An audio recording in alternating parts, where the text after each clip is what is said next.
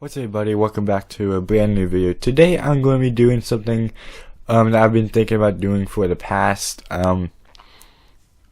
month or so. I've been doing commentary reaction videos for a good long while, and I felt like let's change it up a bit. So I'm actually going to be doing a story time video, and the story I'm going to be telling you today is about something that happened during high school. So let's get into it. So this all happened during around second to last week of school, and there was this kid, we'll call him Michael, and throughout all of the second quarter, I actually thought we were pretty good friends. We were pretty tight, but he proved me wrong when this happened. So my friend Michael always came up to me for money, and I thought, hey, let's be generous, let's give him money. So I gave him money whenever he needed it. Most of the time, looking back on it now, I was just very gullible in that time period.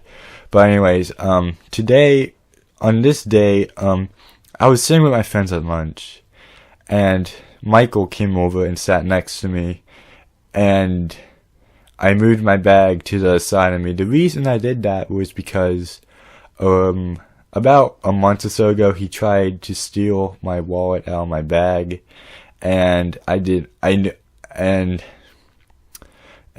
catch him though, but I was being cautious, so I moved my bag to the side of me, and a few minutes later he switched to the side where the bag was laying, my backpack, and I moved it back to the left of me.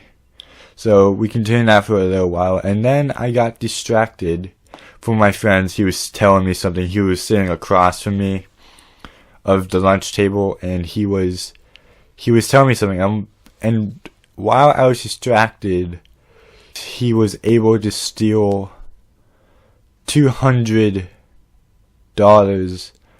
out of my wallet. But I didn't know at the time. When lunch was over, one of the pockets of my backpack had been opened, and I didn't really think much of it. I saw that my wallet was there. I didn't check inside my wallet at the time, but I thought like, okay, he probably didn't really do anything. So I just ignored it, zipped up my bag, and continued the rest of my classes. So then, when school ended, I was getting on the bus. We can call it the city bus. I was getting on the city bus to head to where's my friend, to head down to his house, because you have to take the city bus to get to his house. And for students of my school, we're allowed to use student ID cards. We get these ID cards with the student name, picture, grade on it. We show that to the bus driver, and we get a ride to the bus. So that's pretty cool.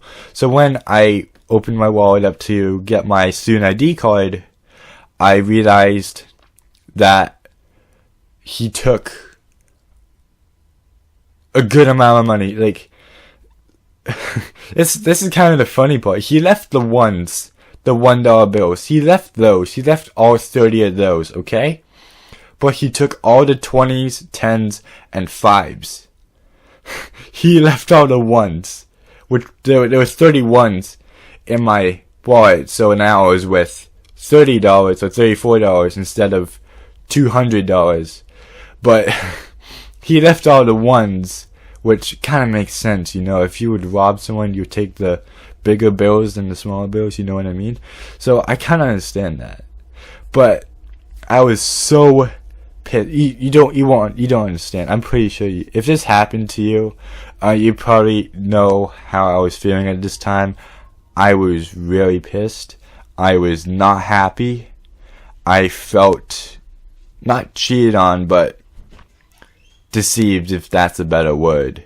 I felt like I've been fucked over, which I was definitely fucked over with this, because I thought of him as a good friend, and he kind of fucked me over. So yeah, And it was a Friday as well, so I couldn't really do anything for the next 2 days. But on the weekend, I was able to get his dad's phone number through a phone book. The phone hands out from a phone book of all the students, which in my opinion is actually pretty ridiculous if you think about it. Giving a student a phone book of all the students and their addresses, pretty ridiculous. That's how stalkers and child predators find students' addresses, just to let you know.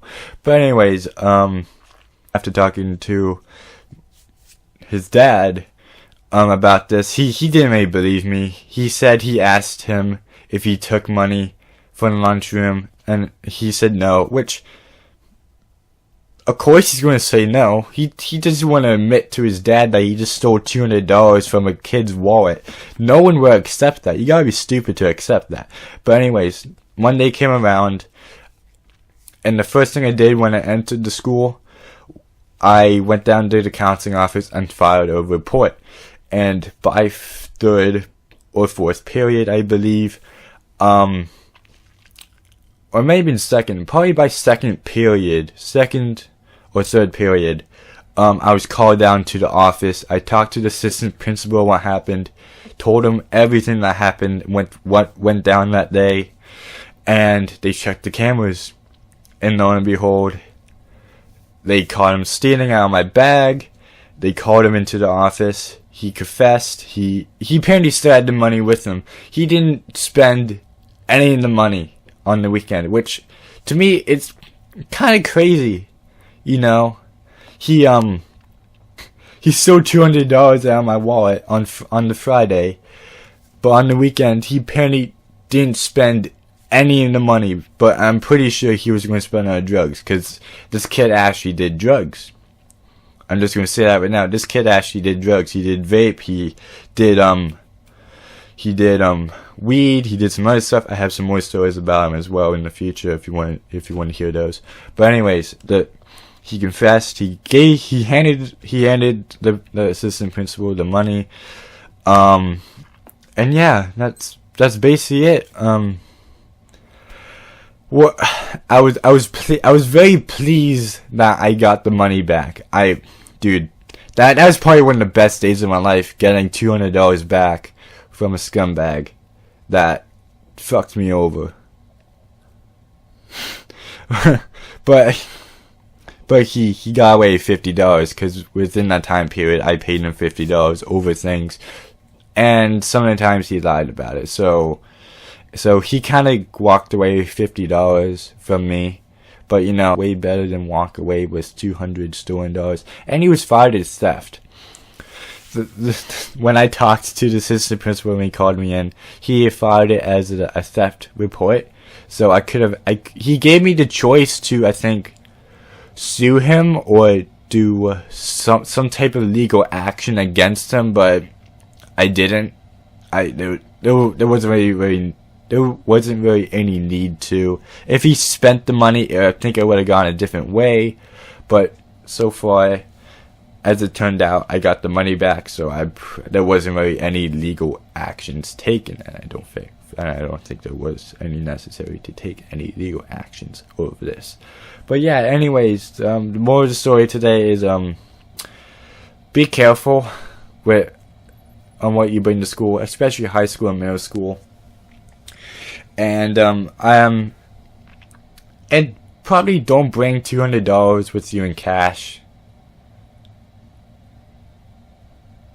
And I learned that lesson as well. I don't bring $200 to school anymore. I bring about $20 to like spend on food after school. But anyways, guys, that's actually it for this video. If you guys actually enjoyed this story time, you leave a like. You can tell me in the comments if you had anything similar happen to you in high school, getting robbed, something like that. But yeah, hopefully I'll do more of these in the future if you guys really enjoy it. But anyways, guys, that's it for this video. Hope you guys enjoyed. I'll see you guys next time. Bye.